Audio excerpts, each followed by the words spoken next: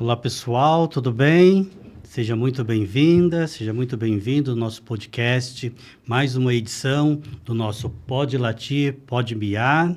Se você tem dúvidas como cuidar do seu pet, mande perguntas para a gente, nós vamos trazer as melhores respostas.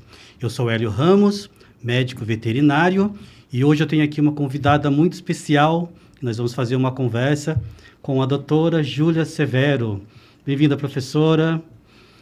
A professora Júlia, ela é médica dermatologista e vai trazer para a gente aí um monte de dicas, um monte de informação sobre doenças da pele. Tudo bem, professora? Seja bem-vinda. Tudo jóia, Elia, obrigada. Mas, primeiramente, obrigada pelo convite, né? Gostoso estar aqui, dividir um pouquinho da minha experiência dermatológica.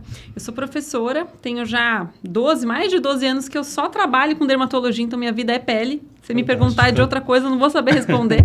E eu dou aula, né? Sou professora, coordenadora da Anclivepa de São Paulo, então a gente coordena a parte de vários alunos, né? Que têm interesse na parte de dermatologia. Então, tenho bastante experiência e estou aqui pronta para responder aqui o que eu puder ajudar vocês, né? Tirar todas as dúvidas. Inclusive eu que sou seu aluno, né, professora? Com certeza, um ótimo aluno. Obrigado. Professora, então vamos lá. Falando em doenças da pele, quais são as doenças mais comuns, assim, que acomete a pele de cães? Cães. Bom, falando um pouco de cão, a gente está muito hoje relacionado com doenças alérgicas. Então, quase que 80% dos meus pacientes hoje na minha rotina são pacientes dermatopatas alérgicos. Uhum. Então, alergias. A gente tem alguns tipos de alergia. Então, alergia picada de pulga, alergia alimentar e o que a gente chama de dermatite atópica canina, que tem uma questão mais multifatorial. Então, a parte ambiental relacionada e também um pouco da parte alimentar. Então, acho que essa é a principal doença que a gente observa nos cães. Nos cães. E isso é válido para gatos também ou para gatos muda muito? Gato sempre muda, é diferente, né? Gato é sempre aquela incógnita, né? O que a gente vai falar de gato? Gato a gente sempre tem um pouco de medo. Mas gato também, hoje a gente pega muito paciente alérgico. Então, hoje, por exemplo, como eu atendo como especialista, a minha maior rotina com certeza é de alergia. Mas se eu pegar, por exemplo, um clínico geral, com certeza quando ele atende gato, uma das principais doenças que a gente tem que pensar são as sarnas. Então, sarna de orelha ou sarna popularmente chamada de sarna de ouvido. Certo. E também os quadros de dermatofitose, que são lesões causadas por fungo. Então, acho que para o gato entrariam principalmente também essas outras duas afecções. Essas outras, né? Tá. Professora, quais sinais, assim, que o tutor tem que observar no cão ou no gato? Coisa assim que ele pode ver, ó, tem alguma coisa diferente aqui. Vou levar para o veterinário. O que é mais notado, assim, que o tutor mesmo consegue identificar que alguma coisa está errado? Perfeito, ótima pergunta. Assim, quando levar, né, o meu animal no veterinário, principalmente quando a gente pensa em pele, a vantagem da nossa especialidade é que ela literalmente está na cara. Então, a gente enxerga isso. Então, na maioria das vezes, queda de pelo. Então, qualquer falha. Então, eu escuto muitos tutores falando assim, eu tenho, por exemplo, um pug ou um animal de pelo curto. Cai muito pelo. E é normal cair muito pelo ao longo da vida desses animais. Quando que isso vai me chamar atenção? Quando, além de cair pelo, eu tenho falhas. Então, a gente olha visualmente, a gente vê buracos ali na pele do animal. Certo. Então, isso é um indício de que eu preciso levar para o dermatologista ou pelo menos para o veterinário avaliar. Porque não é normal ter falha, sob hipótese nenhuma. Se eu tenho falha, é porque eu tenho alguma doença que está levando a esse processo. Outras coisas que a gente observa. Vermelhidão, feridas, coceira, então animal que se coça. Gente, existe um padrão que é normal para o animal se coçar. A gente se coça eventualmente, mas quando a gente começa a perceber que aquele animal está coçando mais do que o normal, então lambendo muito a pata. Gente, lamber pata é um sinal importantíssimo. E na maioria das vezes não está relacionado ao estresse. Isso é uma lenda urbana. Então, na maioria das vezes, por exemplo, a gente tem casos de pacientes que têm problema alérgico. Então, a gente precisa investigar a parte alérgica.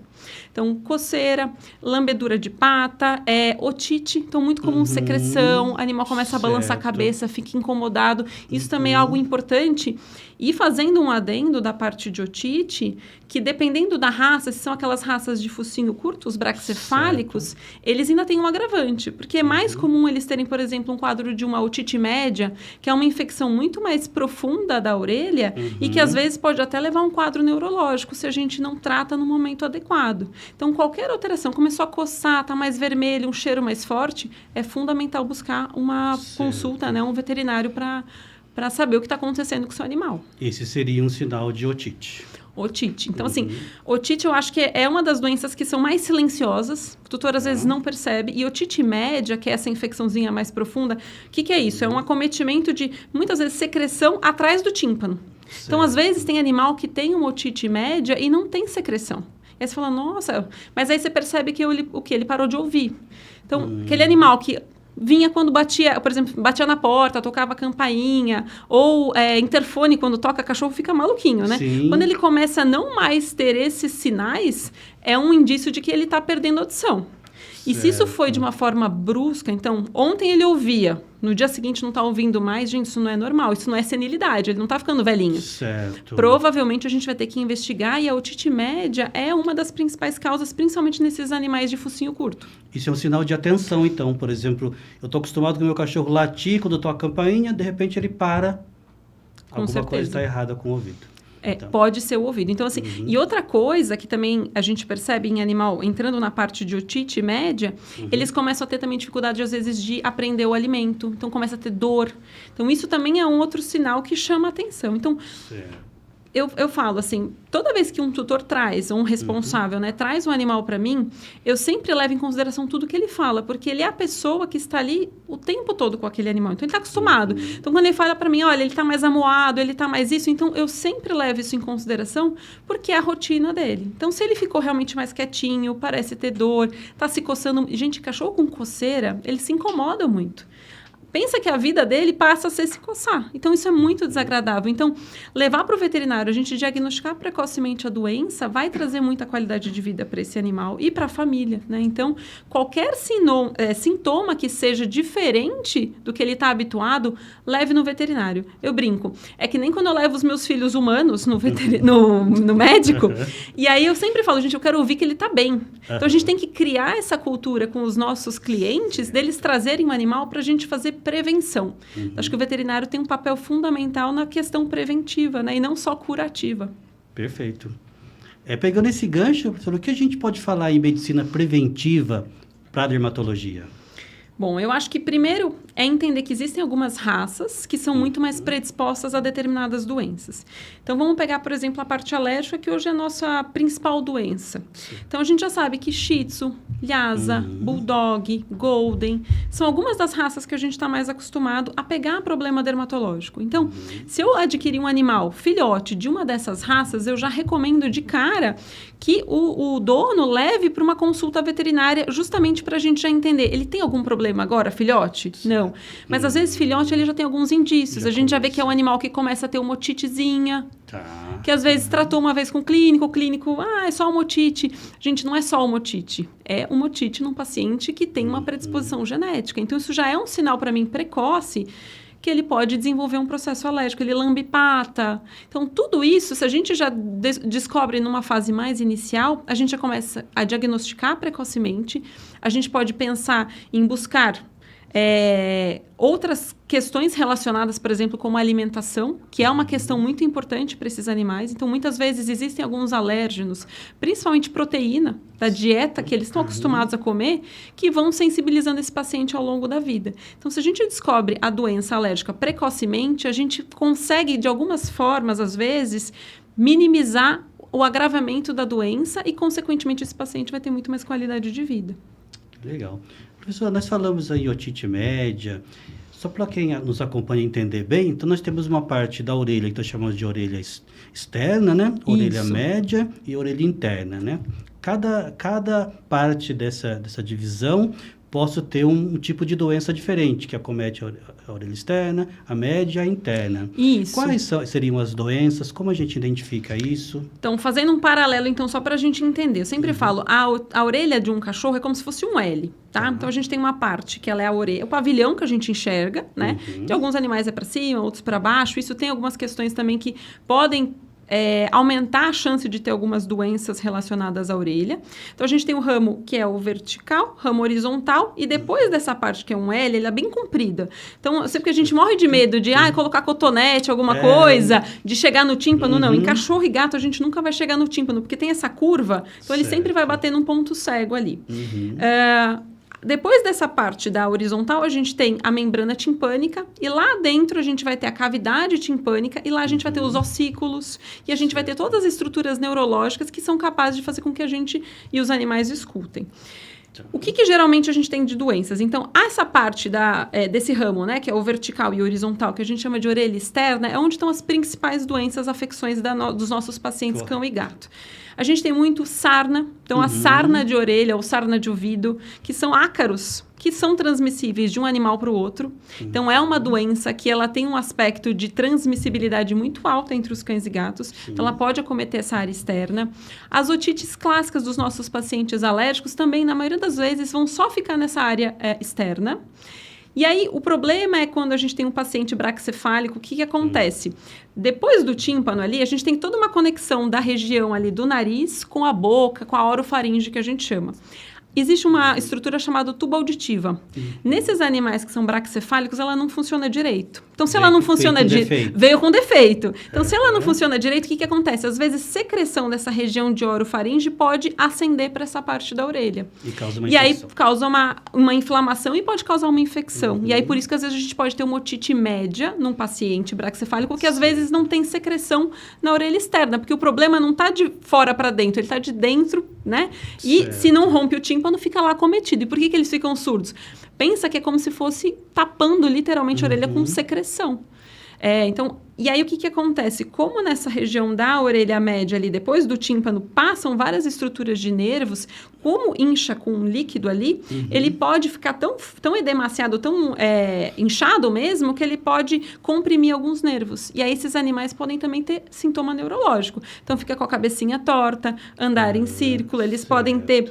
o olhinho fica vibrando aqui, né? A gente chama de nistagmo isso. Então, tudo isso são fatores que a gente vai ter que observar no nosso paciente. Perfeito. Professora, quando um responsável por um animal leva um animal a um veterinário, então ele vai ter uma consulta que vai passar por etapas, né? Nós falamos de anamnese, do exame físico, exame clínico, né?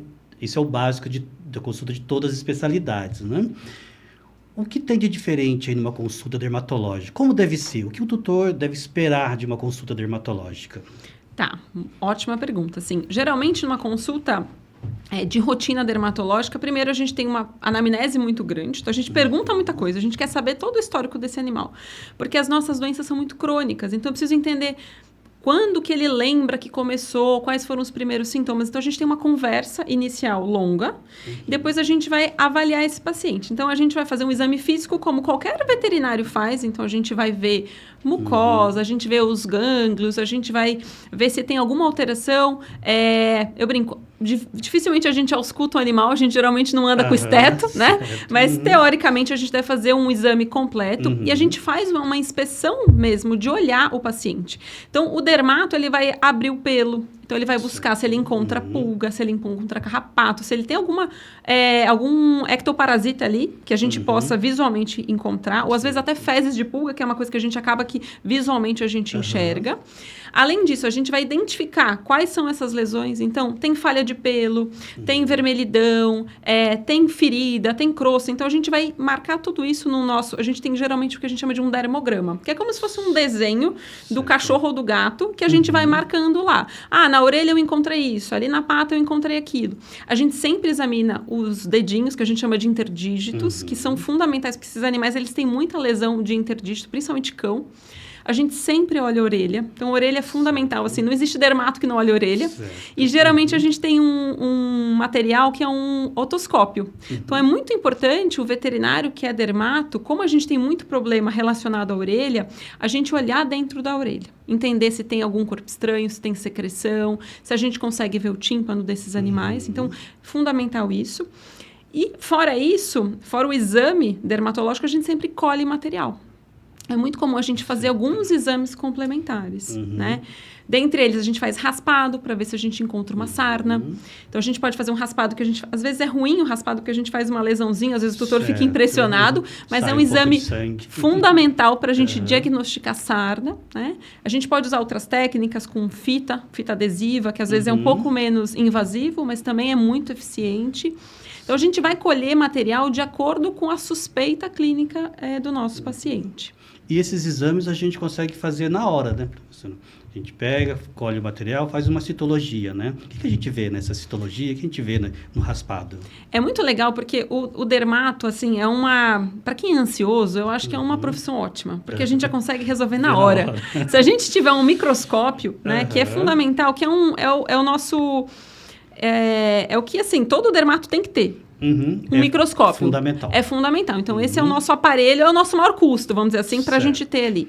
Então, se a gente tem um microscópio, a gente consegue com exames com material muito simples, que é lâmina de vidro para olhar no microscópio, uma lâmina de bisturi, cotonete. Então, a gente tem fita adesiva, são coisas muito simples que a gente consegue ter, que a gente carrega numa maletinha, né? E aí, a gente já colhe esse material. Então, por exemplo, o raspado, então, o que a gente vai fazer? Ou a gente vai fazer, pegar uma lâmina de bisturi, fazer um leve movimento ali na pele do animal e muitas vezes ele vai ter que sangrar e por isso que os tutores não gostam que sangra e é fundamental esse sangramento. E aí a gente coloca esse material que a gente colhe da pele numa lâmina de vidro, coloca uma gotinha de óleo e a gente vai olhar no microscópio. O que eu vou procurar lá? Ácaro. Então, existem alguns ácaros, por exemplo, o ácaro que causa sarna demodésica, que é o que antes as pessoas chamavam de sarna negra, porque às vezes pigmenta a pele. A gente pode encontrar um ácaro, que ele é um ácaro mais gordinho, que é o ácaro da escabiose, que causa muita coceira, que é aquele que transmite dos cachorros pra gente, né? Então, a gente procura os ácaros de maneira... E o da orelha também é o ácaro que a gente encontra também nesse raspado.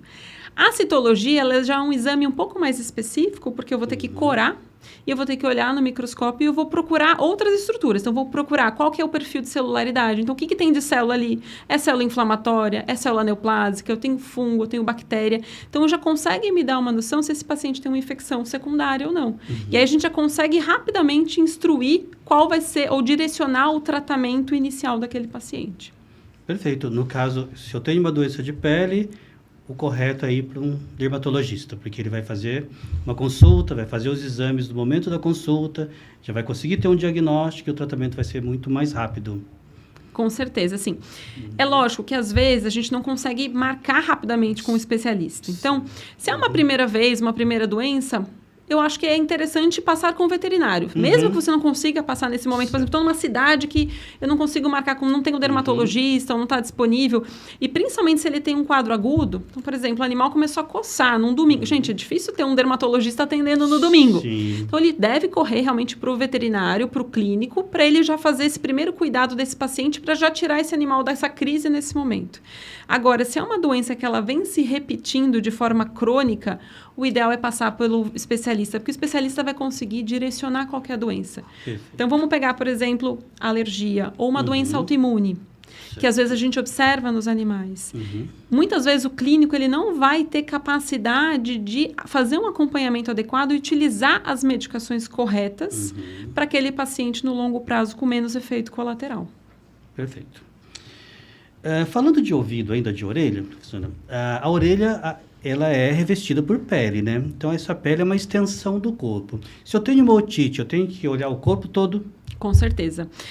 Muito bem lembrado disso, assim. Porque na medicina, quem que atende orelha? É o otorrino. Sim. Na veterinária, não tem otorrino. Não tem. Né? Então, por que é o dermato que atende? Porque é justamente isso. Embriologicamente falando, a pele é a mesma constituição da orelha. Então, se a gente pensar num paciente alérgico, se a pele é inflamada de um paciente alérgico, o que inflama também? A orelha. Então, é muito comum quando eles entram em crise alérgica, eles terem problema otológico, então na orelha, junto com a pele. Então, é fundamental. Então, a gente não pode negligenciar a orelha. E é engraçado porque o cliente, assim, o tutor, então, responsáveis, donos de pets, não cometam esse erro, né? Então, às vezes, eles passam em consulta comigo, e eles falam, doutora, eu vim por causa da pele, mas ontem eu passei no clínico por causa da orelha. Eu falo, não, a orelha é minha também, eu que cuido da orelha. Perfeito. Então, é o dermatologista que cuida da orelha e que cuida da pele. Então, a gente sempre tem que examinar, porque muitas das vezes tem correlação, otite com o problema dermatológico. Professora, frequências de banho. Como devem ser os banhos em cães? Qual a frequência? Existe aquela história de molhar o ouvido e ele ter uma otite, que é uma coisa assim, uma lenda urbana também, né? O que a gente deve falar para o doutor? O que ele deve saber da importância de banho, frequência, quando levar, Perfeito. tipos de banho? Então, assim, uma coisa que eu acho que é fundamental para quem tem um animal que não é alérgico, tá? Um animal, vamos supor, um animal normal, rígido. Esse é um animal que não existe uma frequência correta. Eu quero dar banho com 7 dias, com 15, com um mês. Gente, é muito variável. E aí, assim, hoje, na minha realidade, os animais, eles vivem dentro de casa, eles dormem na nossa cama, eles dormem no nosso sofá, eles estão com os nossos filhos, com a gente, abraçado. Então, hoje em dia eu entendo que é muito normal a gente fazer banhos frequentes. E eu não vejo problema nessa frequência de banhos, a cada 7, 14 dias, num animal normal. O cuidado que a gente tem que ter é com qual shampoo utilizar nesses animais. Porque muitas das vezes a gente utiliza shampoo de linha humana. Ou a gente usa alguns shampoos, por exemplo, para deixar o pelo mais branco. E às vezes aquele sabão de coco, gente, ele realmente deixa o pelo branco, mas ele estraga o pelo, ele estraga a pele. Então, assim, um banho recorrente num paciente normal que utilize, por exemplo, um shampoo mais hipoalergênico, eu não veria problema nenhum, tá? Agora, um paciente dermatopata que tem um problema de pele... já muda tudo. Muda completamente. Aí, primeiro, a prescrição tem que ser do médico veterinário. A gente não pode ir olhar e falar, olha, eu gostei desse shampoo na farmácia, eu quero esse. Não. O veterinário que tem que saber se é um shampoo para seborreia, se é um shampoo para pele seca, se é um shampoo antifúngico, se é um shampoo para a parte antisséptico. Então, a escolha do shampoo, ela não é mais do banhista, de quem faz o banho regular desse animal. É do veterinário. Então, a gente tem que...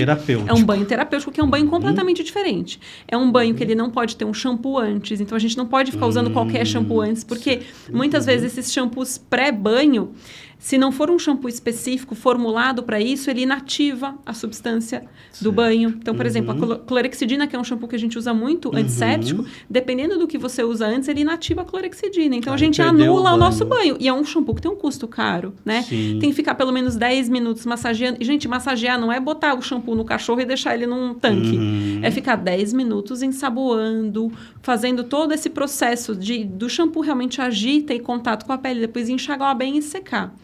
E essa secagem é importante que seja com um secador morno, para a gente não agredir mais ainda a pele desse animal, que já é uma pele mais sensível. Para esses pacientes, a gente costuma hidratar. Então, lembrar que se for um cachorro de pelo longo, é fundamental condicionar esse pelo. Então, usar um condicionador. Às vezes, a gente acaba não fazendo. É que nem o nosso cabelo. A gente já tentou lavar o cabelo e não usar o condicionador. Para as mulheres, gente, o cabelo fica horroroso. Para o cachorro também. Porque a gente precisa selar essa cutícula. Na temperatura correta. Temperatura correta. Então, todos os cuidados que a gente tem com a gente tem que ter com os animais também. E com relação à água na orelha, isso é um pouco de lenda. Então, assim...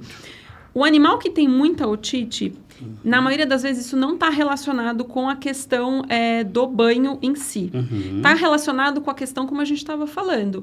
Ele é um paciente alérgico, ele é uma pele inflamada, então muitas vezes a orelha inflama. Então, a otite está mais relacionado com essa questão alérgica do que com a água. Então, é o que eu brinco, assim. Às vezes o dono quer mudar de pet shop porque, fez otite de novo. Gente, mas não tem que mudar tem que mudar de cachorro. Achando que é a água. Não é a água, é o cachorro que é alérgico. Então, a gente tem que fazer um bom controle da parte alérgica, que o dermatologista consegue fazer esse controle. Às vezes a gente precisa usar várias vezes medicação nessa orelha, às vezes uma manutenção de algum produto específico. Então, assim, orelha de cachorro doente, veterinário que trata. Orelha de cachorro normal, ninguém mexe, porque não é para mexer. Não é para mexer. Orelha de cachorro normal não tem que pôr algodão. Não, assim, você pode proteger no banho com algodão, mas assim, a gente não tem que colocar nada lá dentro, não tem que limpar, não tem que colocar pinça, não tem que fazer nada. Certo. Orelha boa é a orelha que a gente não mexe. Certo.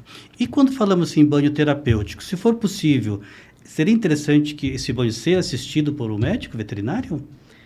Idealmente seria o perfeito, né? É que eu acho que na maioria dos lugares não existe esse médico veterinário que consiga fazer esse acompanhamento. Então, não necessariamente precisa de um médico veterinário, a gente só precisa de uma pessoa que se capacite para fazer isso. Instruída. Médico. Então, se você tem um banhista, você tem um pet shop, uma clínica, instruir o banho, como é que deve ser feito. Então, as primeiras vezes você mostra como é que faz, mostra como é que é esse banho, e depois o teu funcionário consegue fazer. Ou se você é dono de pet, eu explico como é que é o banho e ele vai fazer em casa e ele consegue seguir ali os 10, 15 minutos de massagem, ensaboamento e depois enxágua e seca. E essa mesma pessoa ali no pet shop também deve ser treinado para quando recebe um animal, já observar algumas coisas, né? Se de repente tem ali alguma lesão, isso deve ser notificado para o veterinário. Com certeza. Para que passe numa consulta e... Isso é fundamental, assim. Então, quem tem realmente estrutura de clínica com banho e tosa associado ou com centro estético, como a gente quiser chamar, é fundamental que essa pessoa, antes de colocar o animal para tomar banho, ela faça uma inspeção. Então, procurar se tem pulga, carrapato, porque é nesse momento que a gente vai descobrir. Olhar a orelha, tem otite? Então, às vezes, até passar antes, se tiver um veterinário ali no local, de repente, até já passar antes com esse veterinário para ele examinar essa orelha e já começar a tratar. Gente, orelha dói muito, otite dói demais. Então, a gente precisa trazer conforto também para esses nossos animais. Então, a gente precisa realmente instruir como fazer isso e o ideal é que ele passe, sim, sempre com o médico veterinário.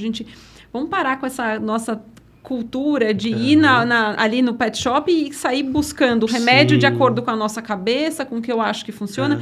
Por quê? Entrando um pouco na linha hoje mais de como a gente tem trabalhado, cada vez mais a gente tem tido problema com resistência com bactéria. Certo. Quase todos esses produtos de orelha, eles têm um antibiótico associado. E se a gente começa a usar isso de forma indiscriminada, vou usar, a gente acha que é só um produtinho tópico ali que vai passar na orelha. Mas eu tenho um antibiótico ali. Eu começo a selecionar cepa de bactéria resistente. E aí, animais predispostos ao otite, uma hora eles vão ter uma bactéria ruim. Por exemplo, uma pseudomonas, que é uma bactéria que a gente evita, a gente morre de medo dela. Por quê? Porque é uma bactéria que tem muita resistência. Elas podem até romper tímpano e fazer uma otite mais profunda. Então, assim, evitar o uso de medicação de forma desnecessária. E aí o veterinário, e principalmente o dermatologista, ele é muito capacitado de saber qual que é o melhor medicamento para aquele paciente naquele momento. Correto. Nunca vamos começar com aquele dos últimos recursos, né? Porque se eu usar, vai sarar rapidão e o tutor vai ficar feliz, né? Fala, puxa, esse veterinário é muito bom, eu levei, dei um remedinho e meu cachorro tá ótimo. Não é por aí, né? A gente tem que começar usando aquilo que, no momento, é necessário e é importante, né? Com certeza. Então, assim, não existe tratar a orelha, tratar um otite sem fazer o exame que a gente chama, que é o exame coringa, que é a citologia. Certo. Eu preciso saber o que tem nessa orelha. É fungo? É bactéria? E se é bactéria, que tipo de bactéria que é? É cocos? É bacilo? Então, dependendo do que eu encontrar nessa orelha, eu vou selecionar de forma específica qual que é o medicamento. Porque senão eu brinco, a gente acaba gastando. A gente usa, às vezes, um canhão para matar uma formiga. E aí, quando a gente usa esse canhão para matar a formiga, quando eu precisar realmente de um canhão para matar alguma coisa pesada, eu não vou ter. Não vou ter. Então, a gente tem que muito tomar cuidado. Assim, é a primeira otite, o veterinário trata, o clínico. Já passou para ter uma segunda otite, a gente encaminha para um dermatologista. Certo. Eu acho que hoje em dia a gente está numa era em que todo mundo tem acesso a Google, todo mundo tem acesso a ChatGPT. Então, assim, a capacidade... a gente tem que ter capacidade de entender até onde o nosso conhecimento vai. A partir daquele momento, eu preciso passar para um outro colega. E a gente precisa cada vez mais criar esse ambiente em que eu possa... Por exemplo, quando eu atendo um cachorro de um outro veterinário, eu vou fazer só a parte dermato e eu troco todas as figurinhas com o clínico que me encaminhou. Sim. Sou super aberta, todo mundo tem meu celular. Então, essa troca, ela precisa ser recíproca para que a gente possa cada vez mais oferecer a melhor medicina veterinária que a gente tem para os nossos pacientes. Tá. E, professor, voltando do antibiótico, esse tratamento de otite normalmente é uso tópico. Eu não vou dar um antibiótico de via oral, daí vou fazer uma cultura de biograma para saber o que eu tenho ali. Perfeito, assim. Para orelha, como a gente estava explicando, lembra das partes da orelha? Orelha externa, orelha média, orelha interna? Para a otite externa, que é dessa parte mais antes do tímpano, o tratamento é quase que 99% das vezes é só tópico. Tá. Às vezes a gente associa algum anti-inflamatório oral, então um corticoide ou alguma outra medicação. Mas eu não uso antibiótico sistêmico. Então, se eu não estou usando antibiótico sistêmico, não faz sentido eu fazer cultura antibiograma. Cultura antibiograma vai primeiro me dizer qual que é a bactéria que cresceu, qual que é o perfil de sensibilidade para aquela bactéria, se eu fosse usar uma medicação sistêmica. Certo. Tópico, quando a gente olha, na maioria dessas culturas antibiogramas tem o MIC, que a gente fala, que é o crescimento inibitório mínimo ali, né? Certo. Aquilo é para eu avaliar uso sistêmico. Se eu estou usando tópico, eu sei que ele vai ter um efeito muito maior. Então, não serve para terapia tópica. Certo. Quando que eu vou fazer cultura antibiograma? Quando a gente tem aquela otite mais grave, que é a otite média. Que já ultrapassou o tímpano, aquela questão. Tá. Então, Nesse caso, quando tem uma suspeita de otite média, quais exames que a gente solicita? Tomografia de crânio, para eu identificar se tem realmente acúmulo de material na orelha média. E eu vou solicitar um outro exame chamado videotoscopia ou otoendoscopia, que é uma endoscopia da orelha. Quando eu faço esse exame, eu já consigo, muitas vezes, olhar o tímpano. Se precisar, eu consigo perfurar esse tímpano e consigo colher material. E aí, quando tem material, geralmente a gente faz cultura. Para ver se crescer bactéria. Aí, nesses casos, a gente usa antibiótico sistêmico baseado na cultura antibiograma e, às vezes, por períodos longos. Então, esse é o caso que, geralmente, a gente vai usar antibiótico sistêmico para a orelha. Perfeito. Para a pele, falando um pouco de pele, hoje em dia a gente evita muito usar antibiótico sistêmico. Eu fui da época que, quando eu aprendi muito, a gente usava muito antibiótico sistêmico, era muito corriqueiro. Hoje em dia, a gente tem tido muito cuidado com isso. Por quê? Pensa que quando eu estou usando um antibiótico sistêmico no meu paciente, está tomando essa medicação ou fez injetável. Esse antibiótico, ele está agindo no corpo todo.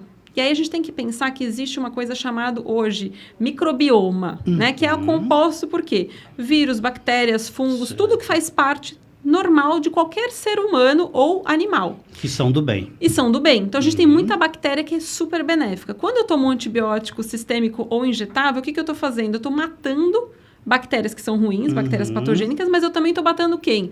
As bactérias boas. E aí, isso traz uma repercussão no médio e longo prazo. Então, quando a gente pensa, por exemplo, de intestino, a gente mata muita bactéria boa quando a gente usa um antibiótico para a pele. Certo. E aí, isso pode ter repercussão no futuro. Esse animal pode vir depois a ter outros problemas, até intestinais, por conta de muito antibiótico que a gente utilizou. Então, hoje em dia, antibiótico a gente tem que usar com muito critério, não só pensando no animal, mas pensando na gente, né? O veterinário tem um papel importante no que a gente chama de saúde única.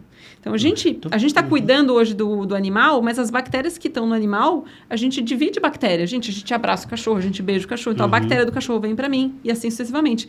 Se a gente começa a ter muitas bactérias ruins no cachorro, a gente pode passar isso para outras pessoas, enfim. É o que acontece. Qual que é o grande problema de hospital? Tem muita resistência, porque lá tem muitos casos graves. Então, a gente tem que tomar cuidado com disseminar essas bactérias ruins no mundo, e o veterinário ele tem um papel importante para pet, para grandes animais, enfim, para a produção, né? Isso que nós chamamos desse eixo intestino-pele. Se eu tenho um problema no intestino, isso vai refletir numa doença de pele, porque eu causei essa desbiose intestinal. Isso. Então, assim, hoje a gente tem trabalhado muito, falando da parte alérgica, é muito comum animal com dermatite atópica, que essa questão é uma doença alérgica genética, então a gente vê em muitos animais, tem muitos que têm um acometimento da parte intestinal. Então, se a gente tem, por exemplo, uma destruição, um exemplo, pega um filhote, começa a usar antibiótico de forma precoce no filhote. Porque às vezes tem giardia, tem umas parasitas intestinais, às vezes com esses parasitas a gente trata e usa junto antibiótico.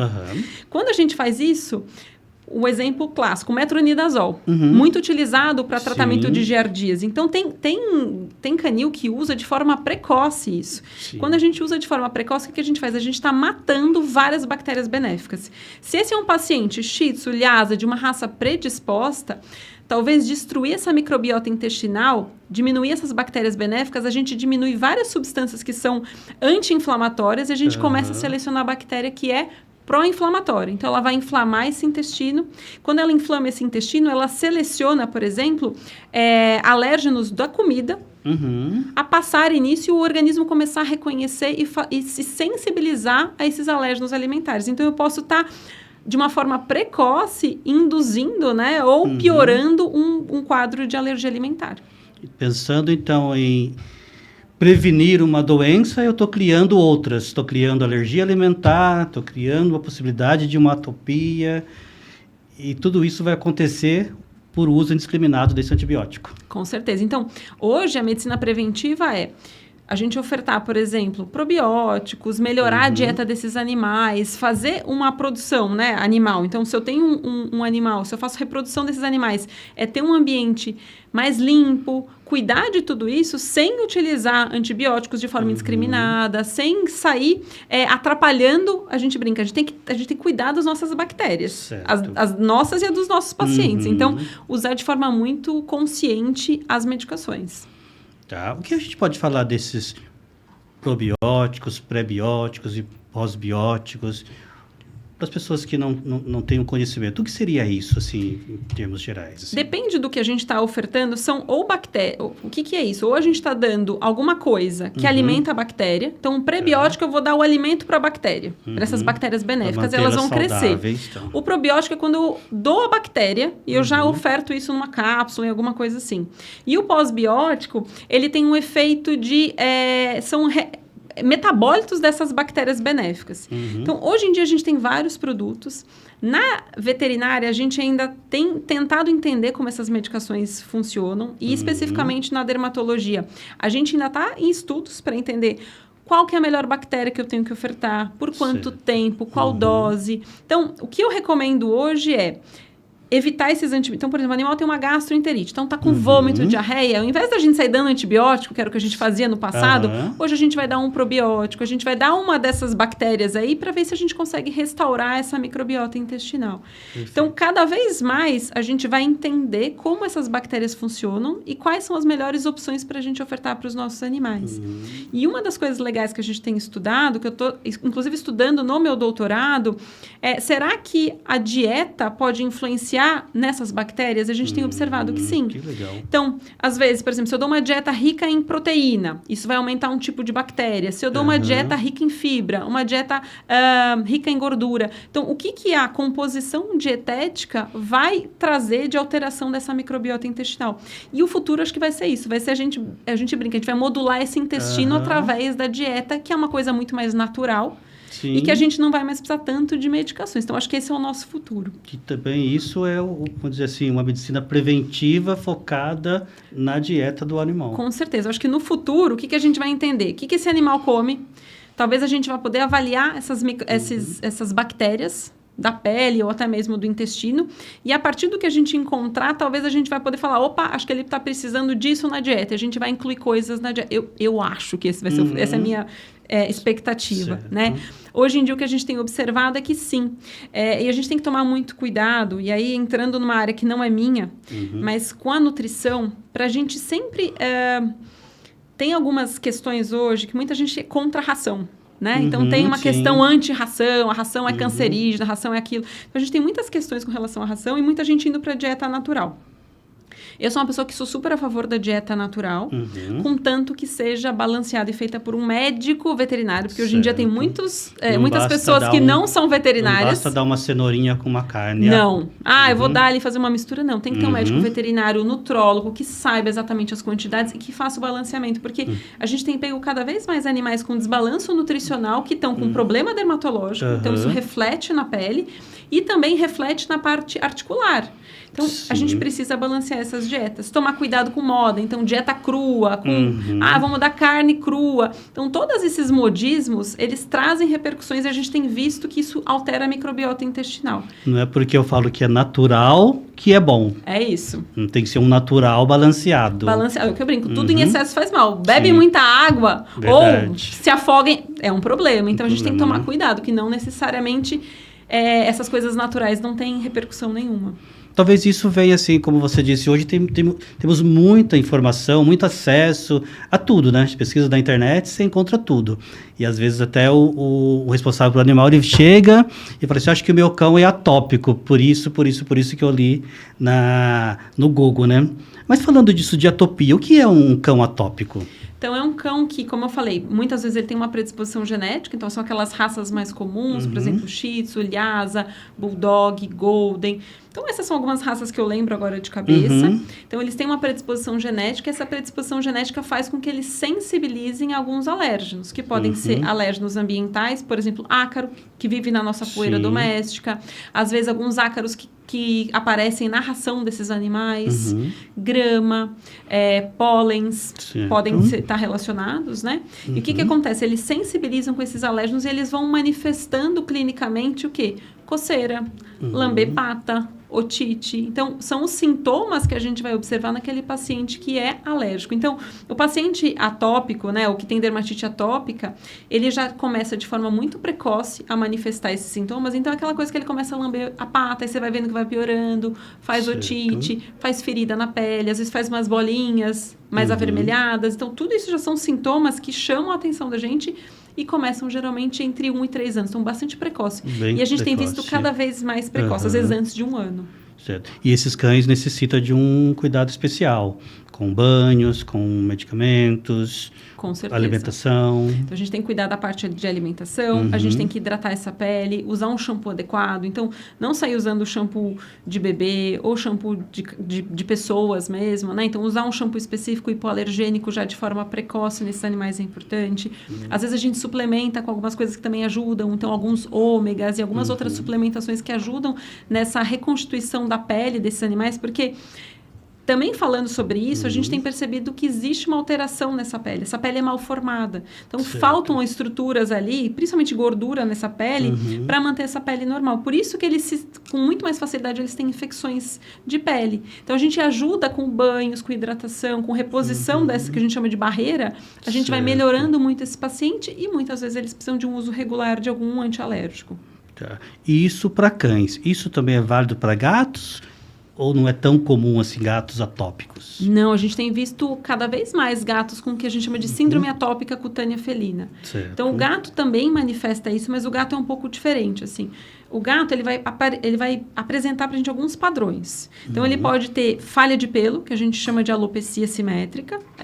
Ele pode se machucar tanto, se coçar tanto, que ele machuca o rosto. Ele faz feridas, úlceras, às vezes, no rosto por conta de coceira.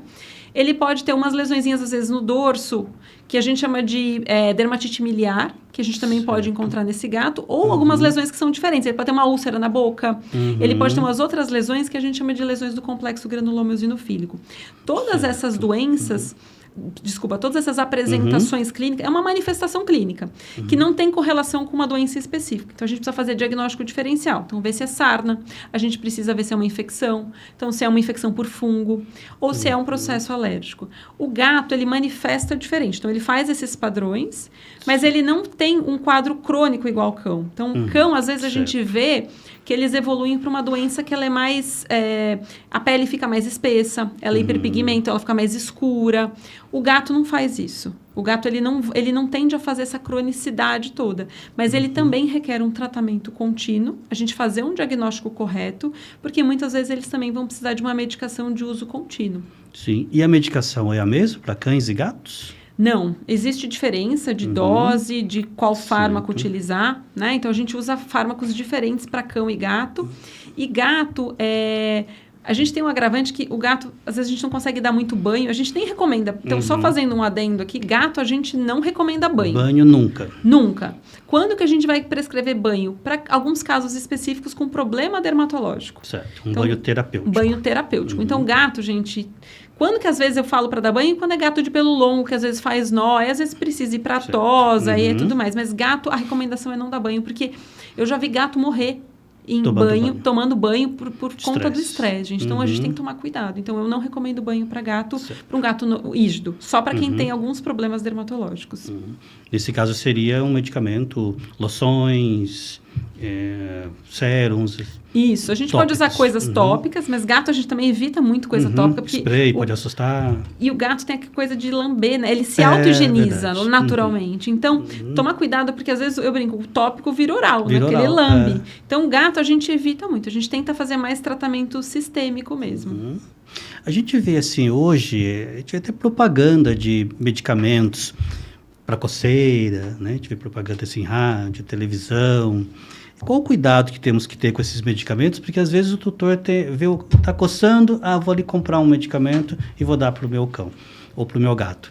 Quais cuidados que a gente tem que ter? Que informação que o tutor tem que ter para não fazer essa automedicação? Gente, essa automedicação é muito problemática, né? Porque esses remédios, eles não são isentos de efeito colateral. E muitos deles, eles têm, dependendo da dose, eles têm uma característica até de imunossupressão. Ou seja, a gente pode diminuir a imunidade desses animais e fazer com que eles tenham outras doenças por conta disso. Então, a automedicação, ela é sempre contraindicada. Principalmente porque a gente não sabe... Não é a mesma coisa, né? Um cachorro grande, um cachorro pequeno, um gato, as doses são diferentes e o momento dessas medicações são muito importantes. Então, a gente tem... medicação que a gente usa para uma fase mais crônica, para uma fase mais aguda. Então, nunca fazer essa automedicação, evitar pessoas que não são veterinárias prescrevendo, porque sempre tem alguém que foi numa festinha, olha, o meu cachorro tem isso, usa... Gente, não façam isso.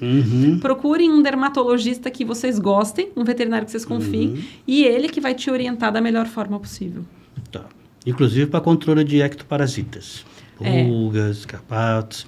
É importante que seja falado com o veterinário, para não usar de forma errada. As medicações são diferentes, né? Então, a gente tem medicação via oral, a gente tem produto de aplicar, a gente tem coleira, a gente tem tantas opções. O veterinário, primeiro, que ele sabe para que ele está utilizando aquele medicamento, ele vai conseguir avaliar qual que é o ambiente que esse animal vive, se ele é um ambiente muito exposto a esses... pulgas e carrapatos. Então, ele consegue escolher a melhor opção terapêutica para aquele animal. Então, tem animal, por exemplo, que vomita. Então, a gente consegue prescrever alguma coisa que não mexa com essa parte gastrointestinal. Então, o veterinário, ele é a pessoa recomendada sempre, gente. E o veterinário, ele tem que ser a última palavra. Eu não consigo entender alguém que leve um cachorro ou um gato no veterinário. O veterinário prescreve, ele faz alguma coisa que o vizinho falou. Não faz sentido nenhum. Não faz. Você pagou uma consulta para o veterinário, né? E você quer ouvir o vizinho, então não tinha que ter levado no veterinário. Então, o veterinário, ele é a pessoa mais capacitada, né? Então, a gente tem que entender que da mesma forma que a gente escuta o médico e a gente segue as instruções do médico, o veterinário, ele é a pessoa com mais capacidade para realmente instruir o que fazer com o seu animal e a gente tem que confiar nele. Se você não confia nele, não tem problema. Busque uma segunda opinião. Sim. E a gente está muito acostumado com isso, principalmente quem está na especialidade. Mas encontre um outro profissional que te dê essa segurança para você seguir um profissional adequado. Perfeito. E esse controle de ectoparasita, pulgas, carrapatos, deve ser feito para todos os animais, mesmo que moram num apartamento, que sai pouco para a rua? Idealmente, sim, né? Porque esse sair pouco é muito relativo. Eu vivo vários clientes falando assim, meu cachorro não tem pulga, ele não sai de casa. Ele não sai mais ou menos, né? Ele toma banho toda semana no pet shop, ele desce para ir ali fazer as necessidades ali na frente do prédio, então ele está exposto. Então, se é um animal que sai para ir no pet shop toda semana... Para ir na creche, ele precisa de um uso regular de uma medicação que controle pulga e carrapato. E lembrando que esses parasitas, eles transmitem outras doenças graves. Então, a doença do carrapato, por exemplo, pode levar o animal a virar óbito. Então, a gente tem que fazer prevenção. Gato... Talvez, se for um gato que realmente não tiver sair, vai ficar só num apartamento muito restrito, talvez a gente possa até ponderar se faz sentido ou não. Agora, se ele tem problema dermatológico, a gente usa como critério o uso regular dessas medicações para eu ter certeza que ele não tem alergia à picada de pulga ou carrapato. Então, um paciente alérgico precisa de um uso recorrente dessas medicações. Perfeito. Professora, a gente sabe que existem algumas doenças que são endêmicas em algumas regiões, em alguns locais, né? Falando da nossa realidade aqui de São Paulo, quais as doenças que a gente tem que ficar mais atento aqui? Por exemplo, esporotricose é uma doença endêmica aqui na nossa região? Não era, mas está virando, né? Então, antes a gente falava de esporotricose, a gente pensava no Rio de Janeiro. Certo. Mas a gente sabe que a doença hoje já chegou aqui em São Paulo. Então, quem mora, por exemplo, na zona leste de São Paulo, eu atendo lá, a gente atende lá na Anclivepa, no hospital público. Sim. E lá a gente pega muito esporotricose. Então, o que é esporotricose? É um fungo que ele é transmitido entre os animais, e geralmente é o gato que é o principal transmissor, através da arranhadura, mordedura. Então, ele transmite para cães e transmite para outros gatos e pode transmitir para a gente. Então, ele é uma zoonose. Então, essa é uma doença que a gente precisa se preocupar muito aqui em São Paulo e está cada vez mais frequente e é uma doença grave, né? Que pode levar o paciente a óbito, principalmente o gato. Ele é o que é mais frágil aí entre o cão e o gato com relação a essa doença. Outra doença que a gente tem que tomar cuidado, que ainda não é tão forte aqui em São Paulo, é a leishmaniose. Então, que está cada vez mais, a gente tem diagnosticado casos que antes eram animais que vinham de outras cidades, mas a gente já tem alguns casos aí de descrição de São Paulo mesmo. O que a leishmaniose é? É uma doença parasitária também que é transmitida por um mosquito. Então, o mosquito pica o animal, transmite a leishmania e ele começa a ter várias doenças decorrentes, várias questões decorrentes da leishmaniose. Então, eles podem ficar anêmicos, eles têm uma caquexia importante, eles emagrecem, eles podem ter anemias graves, evoluir para doença renal. Então, é uma doença que a gente tem que rapidamente intervir para controlar e também existe uma questão aí de leishmaniose em seres humanos. Então, esse animal, ele pode ser uma fonte de transmissão, se tiver um mosquito na região, para ser humano. Então, por isso que a gente tem que fazer... A gente, como veterinário, tem um papel muito importante nesse, como eu falei, nesse sistema único de saúde. Então, a gente, na maioria das vezes, diagnostica a zoonose e a gente é que faz essa documentação junto aos CCZs, né, para justamente minimizar ou entender como é que está sendo a transmissão dessas doenças. No caso da leishmaniose, qual seria a prevenção? Um colar, um medicamento tópico? Hoje em dia é colar, tá? Porque a vacina, ela saiu do mercado, então a gente não tem mais a vacina, então a gente utiliza mais esses colares que são... Tem algumas coleiras que são preventivas e são algumas específicas, né? Então a gente tem que buscar o veterinário para orientar, e principalmente se o animal viaja para outros lugares. Então ele vai para, por exemplo, o Nordeste, para algumas áreas de Minas Gerais, então a gente tem que tomar cuidado, No caso da esporotricose, não deixar o gato sair. O ideal é que o gato fique dentro de casa. Então, se você tem um gato, evitar essa coisa dele ficar passeando nos telhados ali, porque ele pode realmente brigar com outro animal e pegar e a doença ser transmitida. Perfeito. Bom, tem umas perguntas, professora, aqui um dos nossos ouvintes mandou para a gente. Vou selecionar uma aqui para fazer para você. Temos aqui uma assim, ó. Pegar sol todos os dias pode causar câncer de pele? Pode, né? Pode, principalmente se for um animal de pelagem branca. Então, cachorro ou gato de pelagem branca, evite tomar sol entre 10 da manhã e 5 horas da tarde. Então, tenta tomar nesses extremos. E, se necessário for, utilizar protetor solar também nessas áreas mais expostas, como o focinho. E orelha e região abdominal. Perfeito. Vermelhidão na pele, pode ser alergia? Pode ser alergia, pode ser sarna, pode ser bastante coisa. Por isso que a gente precisa investigar. Verrugas na pele, pode ser câncer? Pode. Tem verruga que a gente chama de verruga, mas na verdade é um nódulozinho que pode ser benigno, né? Pode ser um tumorzinho que a gente fala benigno, mas também pode ser coisa ruim. Então, mastocitoma é um dos principais tumores ou câncer de pele que a gente diagnostica em cão, principalmente. E ele começa, às vezes, parece uma coisa inofensiva, mas ele é muito agressivo e a gente precisa rapidamente intervir e tratar esse paciente. Perfeito. Professora, muito obrigado por aceitar nosso convite, por nos dar tanta informação, tantas dicas, a brilhantar esse nosso podcast. Essa foi uma ideia para trazer assim, resposta para os tutores, responsáveis de animais, sobre doenças, sobre como tratar, e acho que você trouxe hoje muita informação importante para nós. Quero agradecer demais e esperar que uma outra oportunidade a gente continue com essa conversa. A gente fez isso em 1 hora, né? Já passa muito rápido, queremos aí futuramente falar mais sobre essas doenças de pele. Hélio, eu queria te agradecer, né? Deixar aqui à disposição. Se alguém quiser me seguir nas redes sociais, juliasevero.vetdermato. E eu gosto muito de falar da parte dermatológica lá. E assim, dermatologia é uma delícia, né? A gente ama a dermatologia, a gente pode ficar aqui horas falando. Sim. Então, estou super disposta a vir aqui outras vezes, a gente discutir mais e tirar mais dúvidas aí do pessoal de casa que tiver dúvida aí como atuar com os seus animais, né? Muito obrigada pelo convite, foi um prazer. Obrigado, professor. E, pessoal, mande pra gente suas dúvidas, que nós vamos trazer sempre as melhores respostas no nosso Pode Latir, Pode Miar.